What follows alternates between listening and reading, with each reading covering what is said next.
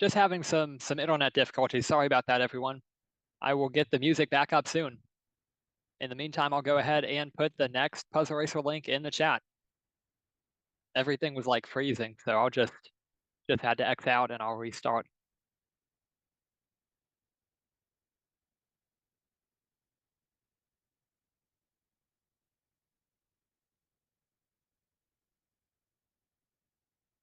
All right, let's start the race.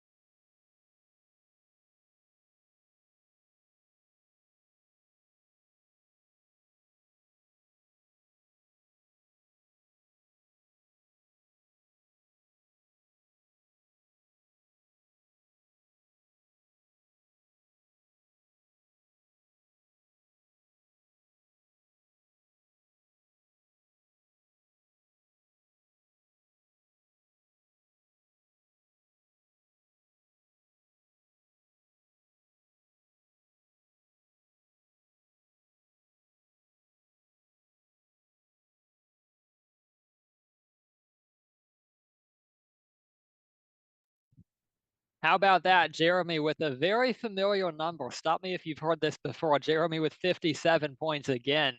That is crazy. Wow. He just can't stop getting 57. It's his favorite number or something. That's unbelievable. Let's see if he can do it again. Next link is in the chat. We're going to see how many 57s Jeremy can get in one night. He's going to have to start breaking his own record about that. Wow.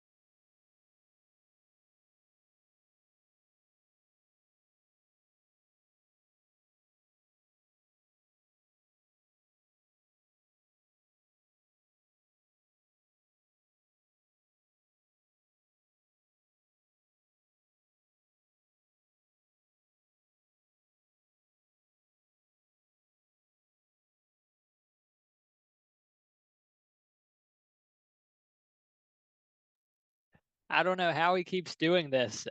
Are you doing it on purpose? Just continuing to get these 57s? That's crazy. Another 57 for Jeremy. It really is his favorite number. That's crazy. Wow. We're going to have to start giving away a prize for whoever gets 57 the most time if he keeps this up. This is impressive. Wow. Yeah. He's gonna try to go for setting a record, getting to 57. What if he gets 57, 57? It may take a whole semester to do that. Wow.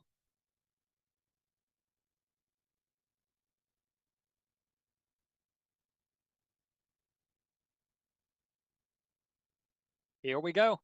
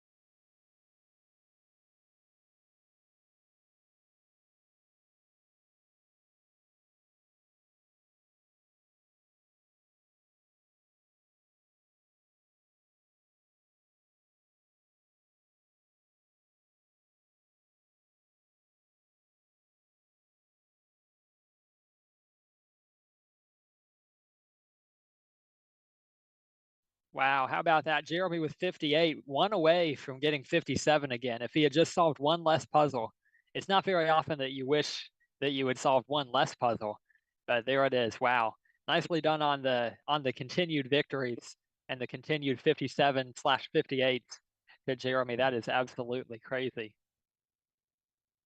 There is the next link. Hey there, Colby. Welcome.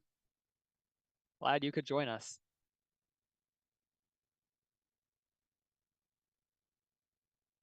Have you all been watching any of the Paris Olympics? I've been enjoying them. They were a lot of fun. I like the swimming.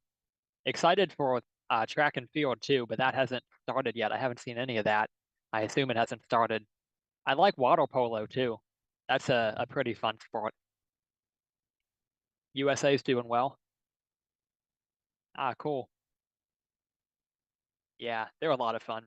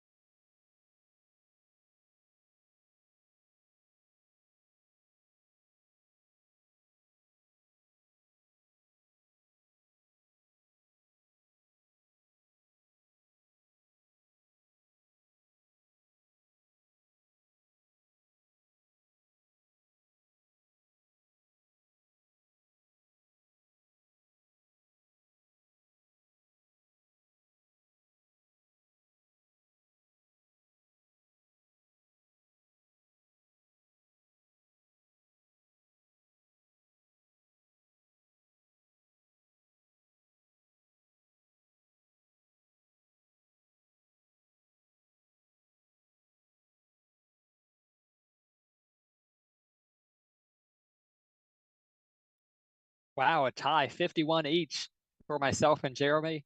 Uni makes it all the way to 38, Colby with 28, and then very close we had Andrew with 17, David with 16, and Josias with 14. Very nice. I think we'll do maybe 2 more puzzle races. Yep, nicely done. Ties are always fun.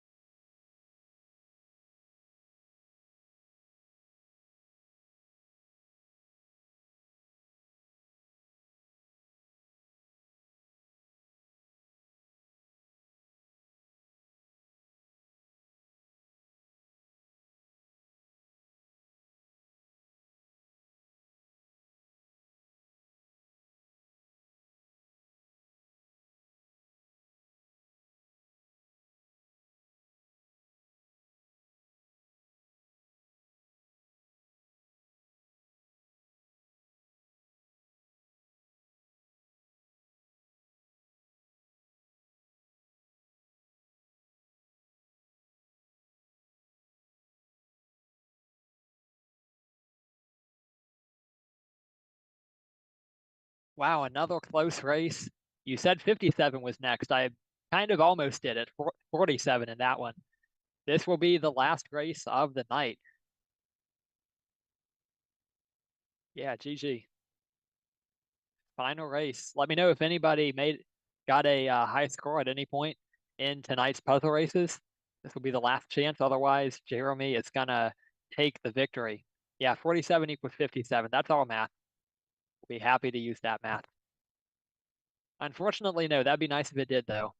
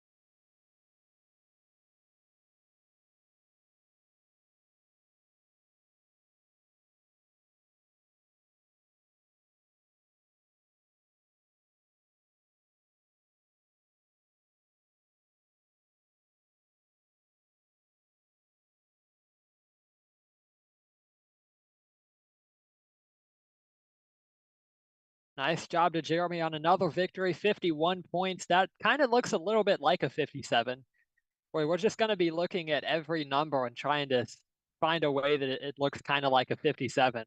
We just want to keep that streak going. That's crazy. Well, nice job to Jeremy. I think nobody else got a high score. Please correct me if I'm wrong, but we will give Red Team the puzzle racer point for tonight. All right. And welcome to William. Glad you could join us.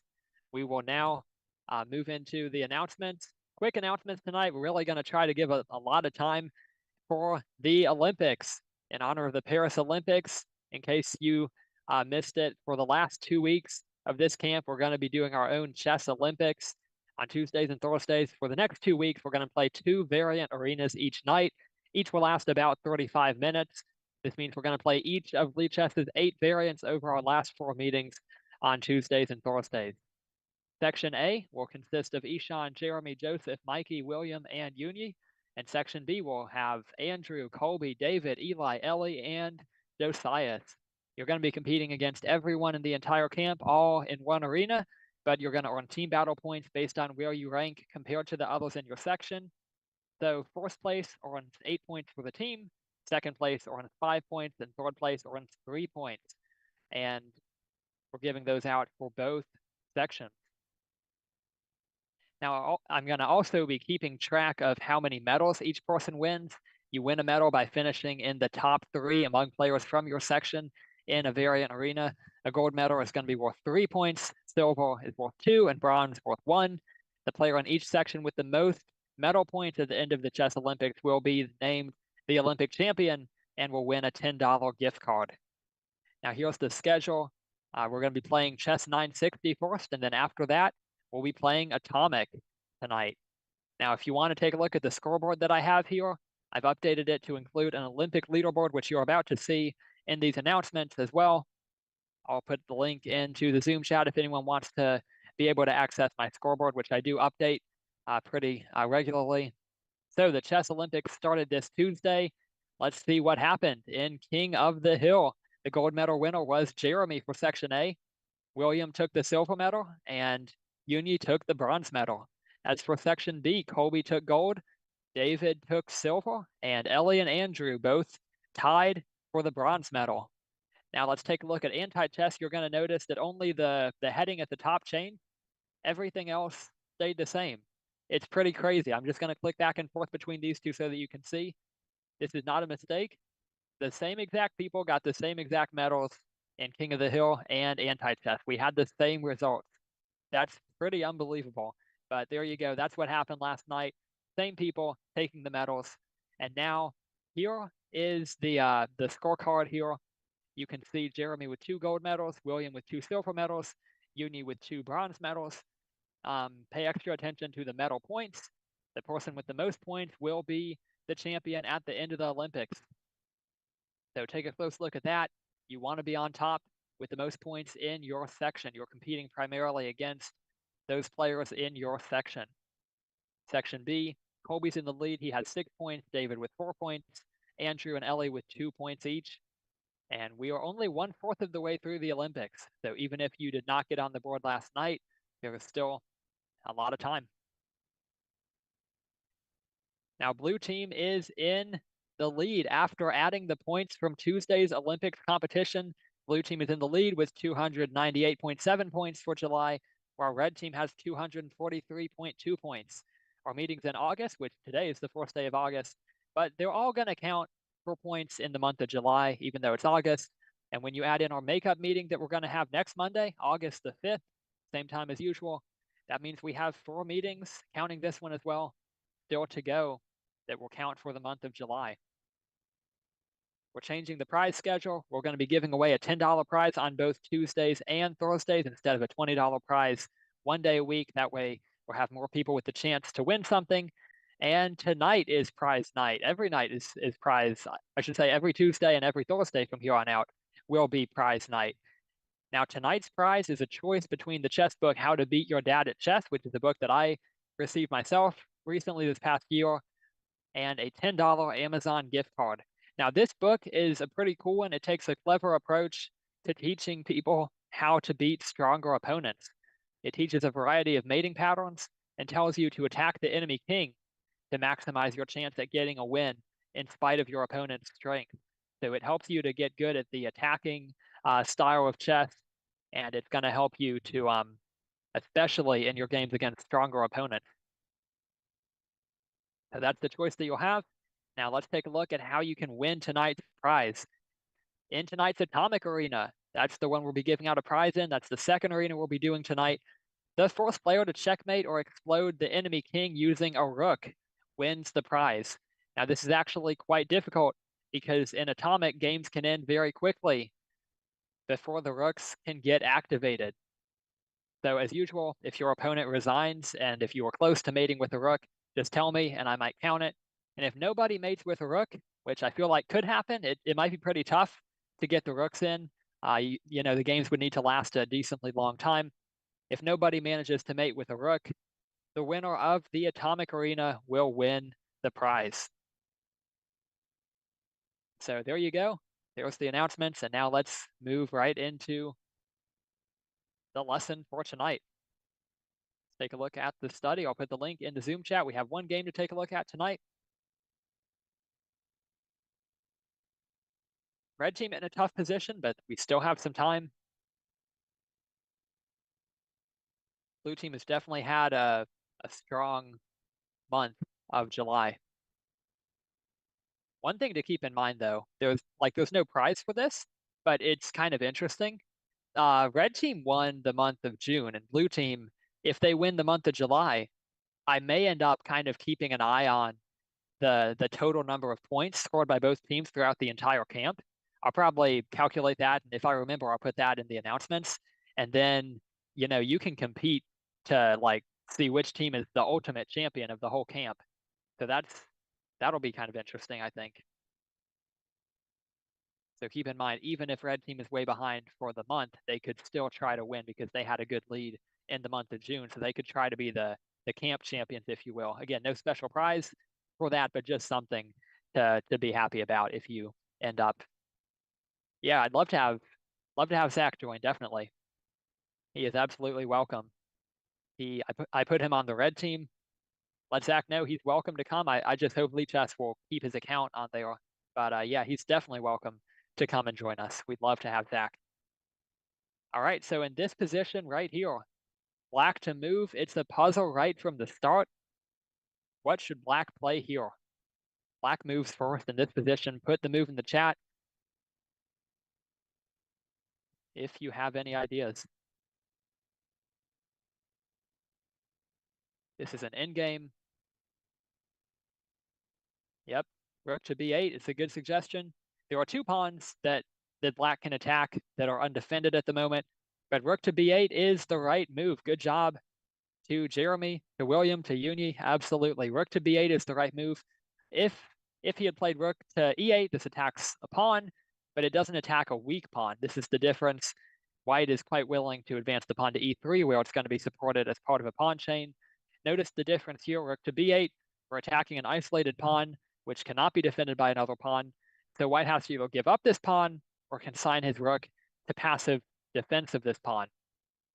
Stockfish says that just about any other move for black in this position would have handed white an advantage of about a pawn, but you see rook to b8 is like a full pawn better than any other move. That's how important it is. You can't hesitate in the endgame. You have to be ruthless in attacking the enemy's weaknesses in the quickest, most efficient way possible. Bonin says that he, as white, seems to be better due to black's many weak pawns, but black immediately attacked the only weak pawn in his position. So black's attacking this b pawn here. And this is the endgame strategy that I want you to know. Find one weakness in the opponent's position and attack it. Pile up on it as much as you can, because winning a pawn can be the first step to making a queen. Now, what would you play here as white? Would you play rook to b1 to defend the pawn? Or would you play something else?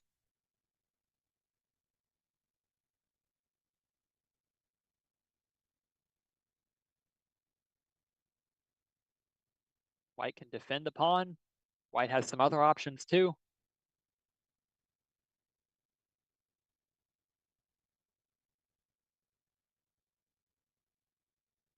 Yeah, great job too, Jeremy. He's got the right idea. Yep, rook to c1, rook to a1, absolutely. Either one of those would be good. Rook to c1, slightly preferable. Instead of losing the pawn for nothing, white takes the smart approach of staying active and counterattacking. One thing to notice is that if white had played rook to b1, he's not even necessarily saving this pawn, because what would black play here? Who sees the move for black in this position? Black has a good move here. The rook on b1 is all alone.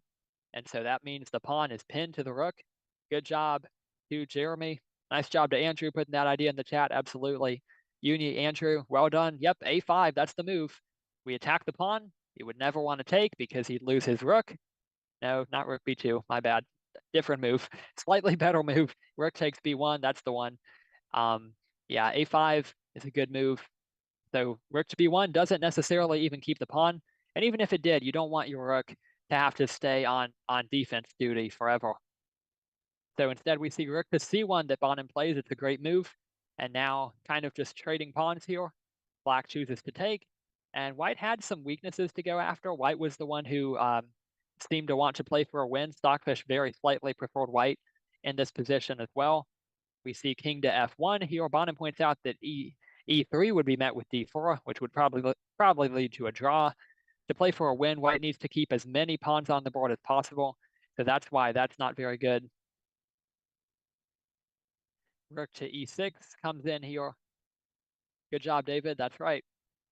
So rook to f3, activating the king, attacking the pawn. Black advances the pawn. And this is a good move attacking this pawn. Now black has to defend it. Always good to simply make attacks in the endgame. Go on the attack, force your opponent to defend. Bonin thinks that d4 in this case would have given white more to play for. That's why perhaps he was okay with playing the move e3. So e takes d4, rook takes. Now rook takes, white's actually up a pawn here. So he has a little bit of something to play for. Although I think he said it would still likely be a draw. Black king is in good position to blockade the remaining pawns. So as we see a few more moves here, white is trying to use his advantage, his majority on the king side. He's got a little bit of a 3-against-2 majority in this area. You could call it 4-against-3 if you'd like. So white has a good advantage, and he wants to try to press with his pawn majority here. And e4 is a mistake. Bonin says this move from him allows the game to fizzle out and become a draw. I'm just going to show you this move here. g5, Bonin says this move would have been a great strategic decision. It would have fixed black's 2 kingside pawns with just 1 pawn. I was a little bit hesitant about this because the thing is the engine doesn't actually think it's a good move, but g5 seems to be a good strategic idea. Quite simply, this pawn, neither of these pawns can move, so it's an interesting strategic thought. White would have a nice advantage unless black finds either h6 or h5. This is kind of crazy, but here's the idea. Black should actually give up his h-pawn and give white an outside pass pawn. You may think I'm joking. This seems like a crazy thing to do in the endgame, but this is the right way to play. The reason is king to e7, the rook now attacks it, h7, rook to h6, and now white's rook is kind of out in the woods, unable to get to defending the pawn, and so the h7 pawn is going to fall, and the h2 pawn is going to need defending immediately after. And as more pawns, which are also known as potential queens, leave the board, the game gets closer to being drawn. Hey there, Zach. Welcome. Good to have you with us.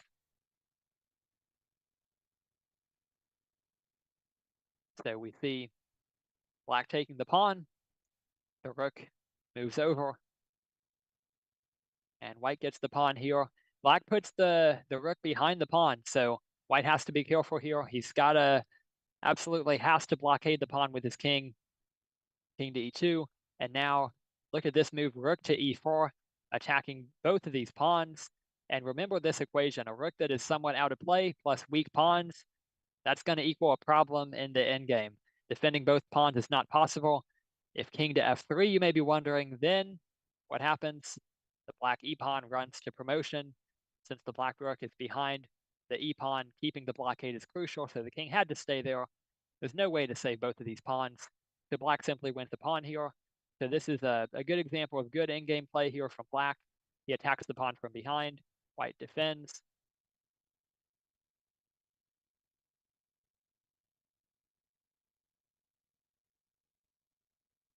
And as we see some more moves playing out, the game is a draw. The book simply left it there.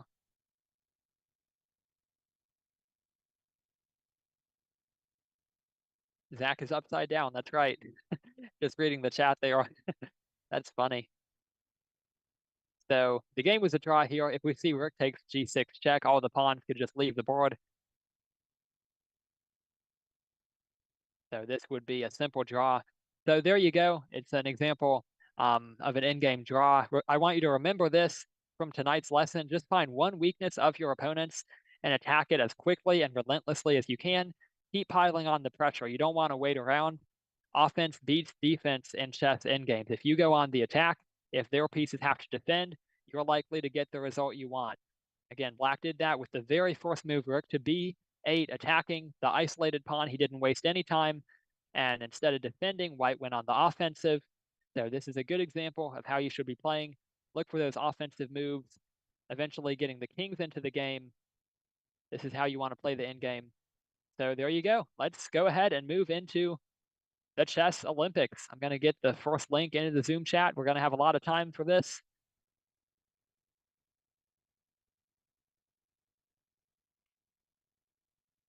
So here we go. Link is in the chat. We're going to be playing Chess 960 first, which I think we're all pretty familiar with. I think we've all done it. In case anyone has not, Chess 960 just means the pieces, their starting position is randomized. You can get pretty much anything with a few exceptions. Like the king has to be between the two rooks so that you can castle on either side. But pretty much the pieces can be anywhere on the back row. It means all your opening preparation is out the window, and you have to just focus on tactics. You have to be very alert and just ready for anything, pretty much. So there's the link. I'll wait till we get everyone in, expecting 8 people. And it is casual, so hopefully, fingers crossed, really hope that it'll work. No one will be getting banned. Hopefully this will go well. Oh yeah, that's right. I gotta let you in the team. Yep, you have been accepted.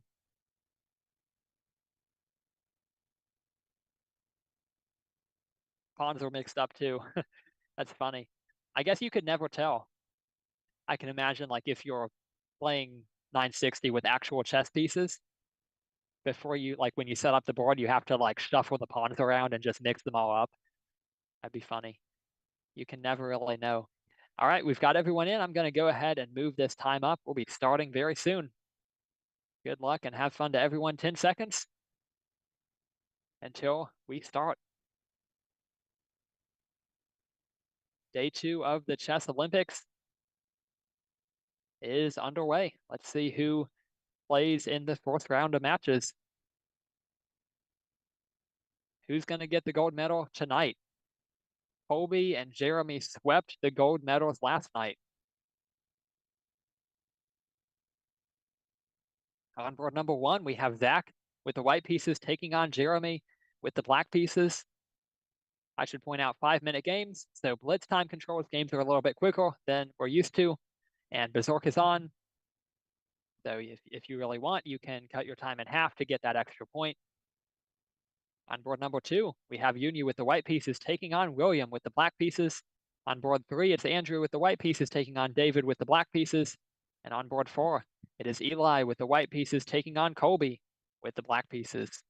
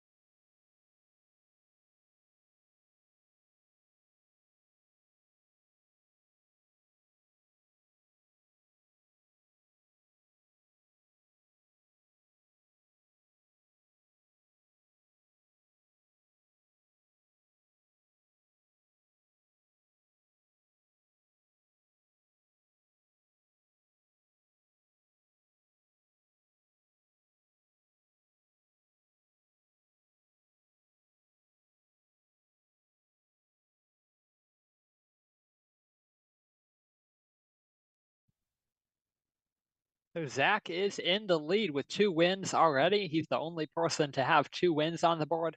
Jeremy and Colby, the gold medalists from last night, are tied for second place at the moment with 3 points each.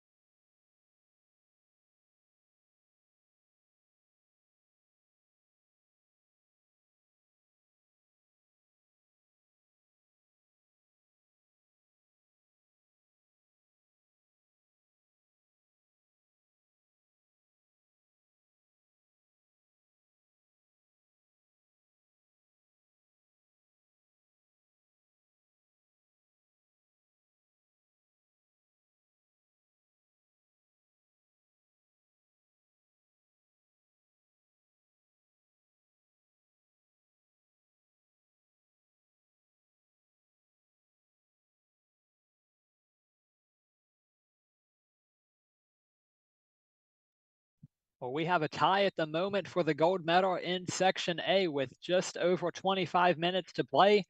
Zach and Jeremy are tied with 6 points each now.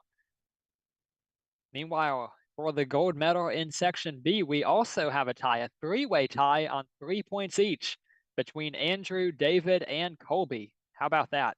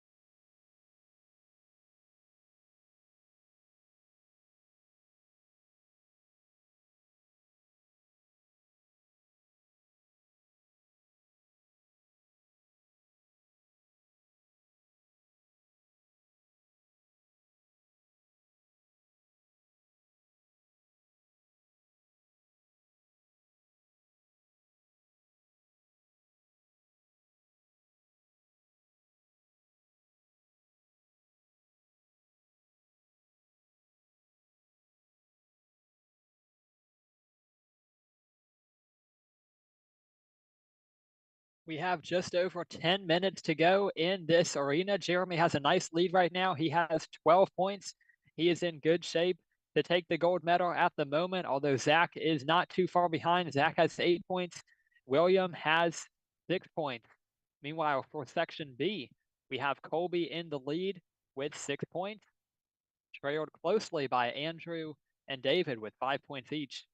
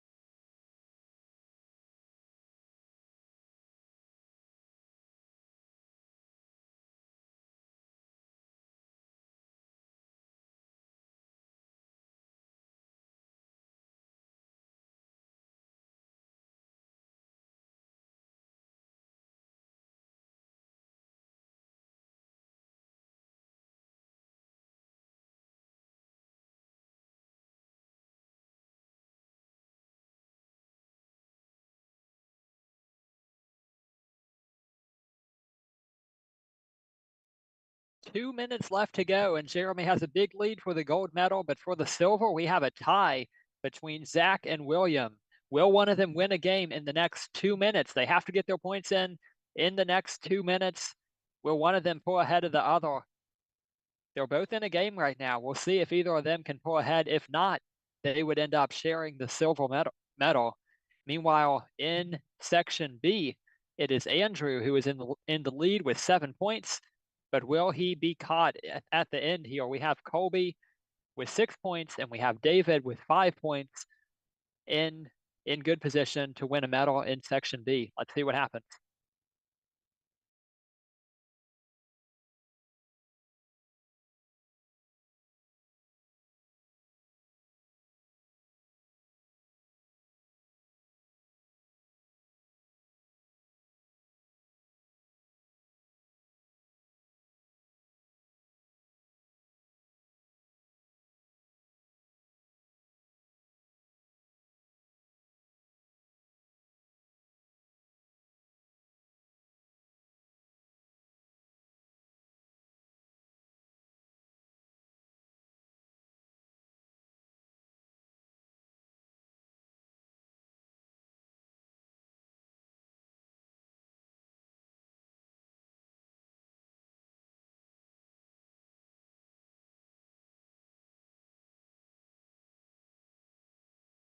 Thirty seconds, everybody. 30 seconds. Get those wins in. Get those points in.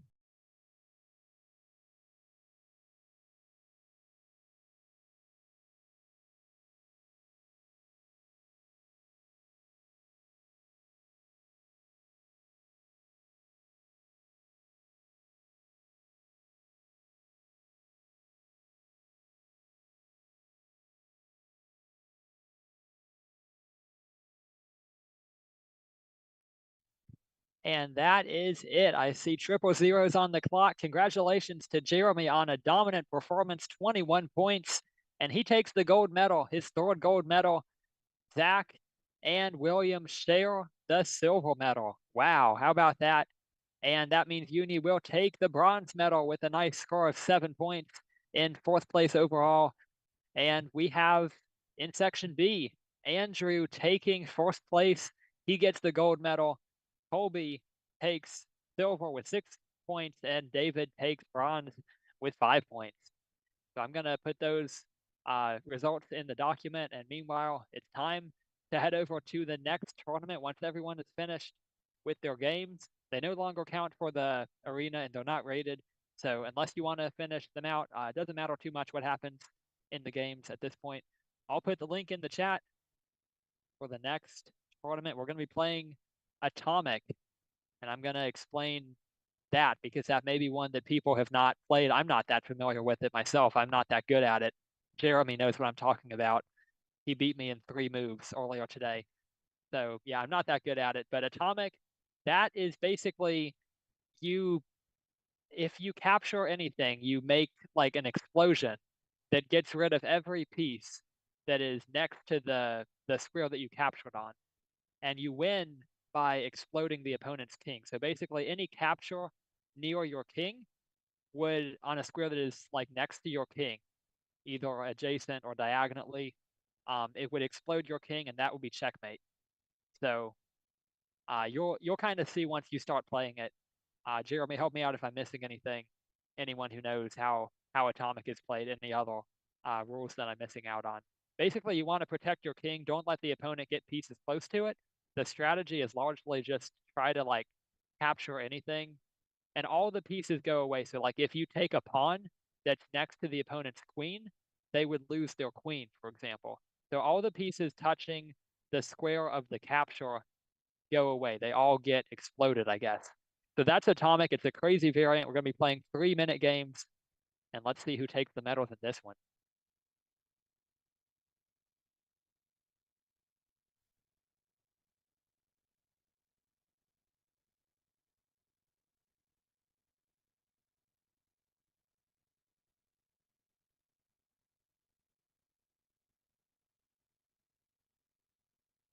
All right, we have 8 people, so I'm going to move up the start time, and we will get started in just a few seconds.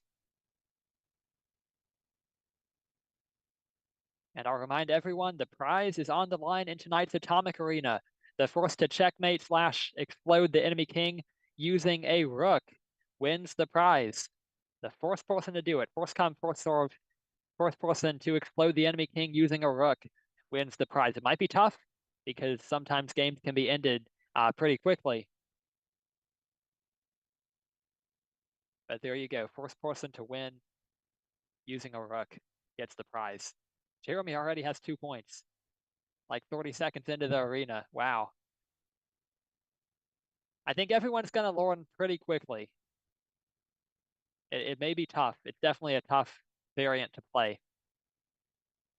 And I'll tell you another thing. Like, if you're going to have to get used to this mentally, but like, you don't want to take anything with your queen, even if it seems to be free. Like, if you take a free pawn with your queen, you lose your queen because your queen exploded. Because any capture explodes the capturing piece as well. So any capture is gonna get rid of everything around it.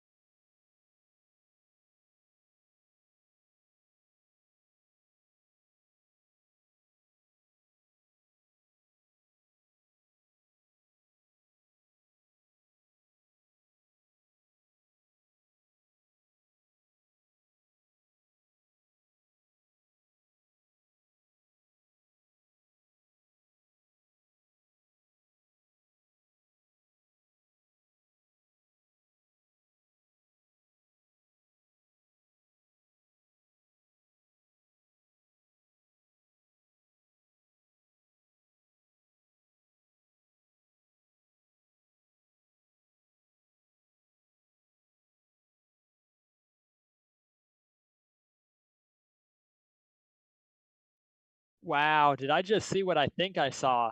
I think Zach has already won with a rook. That's crazy. Let me know if anybody else has done it. Tell me if you do it or if you have done it already so that I don't miss you. But I think Zach has just won it. That is incredible. Wow. Congratulations to Zach. He wins the prize just a few minutes into the arena. I thought it would take a long time. I even prepared a plan that in case nobody can do it, the winner of the arena gets the prize because I thought it'd be really tough. But that is very impressive. Well done to Zach, exploding the enemy king with a rook. So Zach is going to win the prize. I guess get back to the tournament, and then at the end, I'll ask you about if you want the book or the gift card.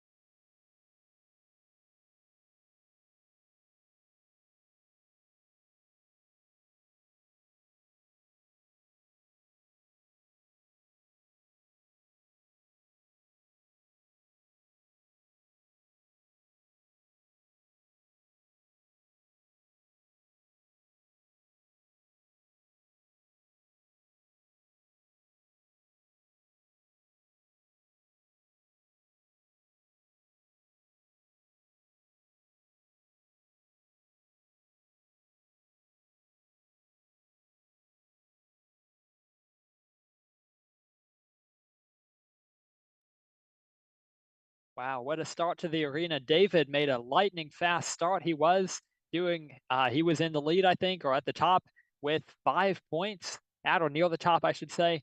And now he still has five, Colby with five, but on top, it's Jeremy and Zach. Once again, the two of them battling it out at the very top with 7 points each. We'll see who takes home the gold.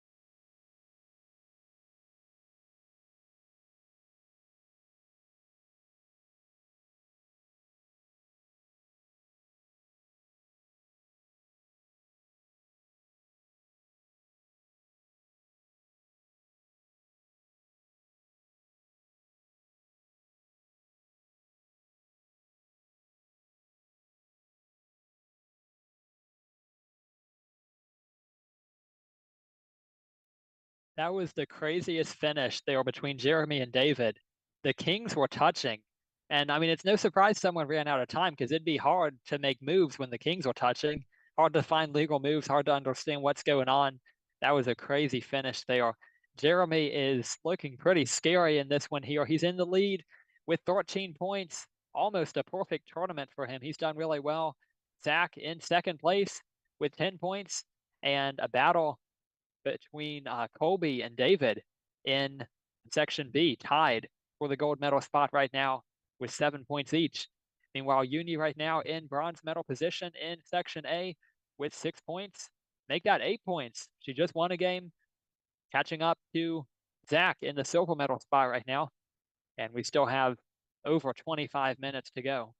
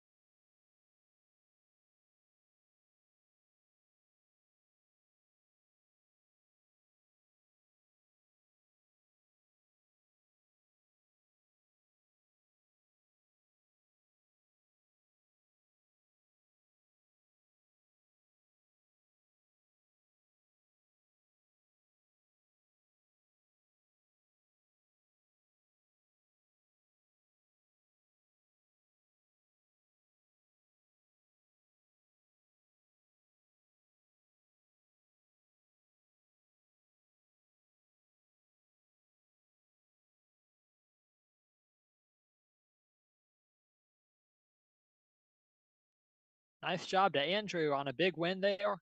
And I'm going to keep an eye on this. We have a game between Jeremy and Zach, and they're tied with 19 points each. The two gold medal contenders facing off as they are tied. Wow.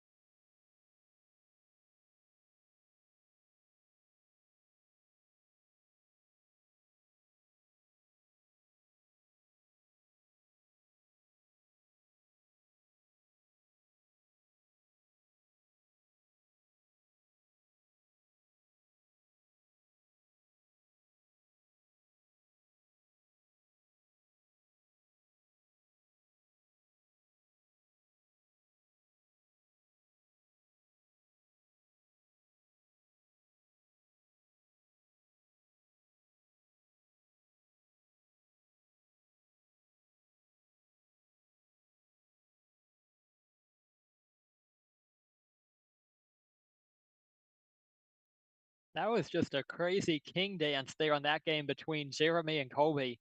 I think they were just finding out. I think that a king is actually safe when it's next to the other king. Like a king is not in check if it's touching the enemy king, because if you capture it, you would be exploding your own king, which is not allowed. So in this crazy variant, it's actually kind of good and safe to put your king next to the other king if you're afraid of getting checked. That's pretty wild. Wow. Jeremy has a 5-point lead over Zach at the moment with still 12 minutes to go. Long way to go.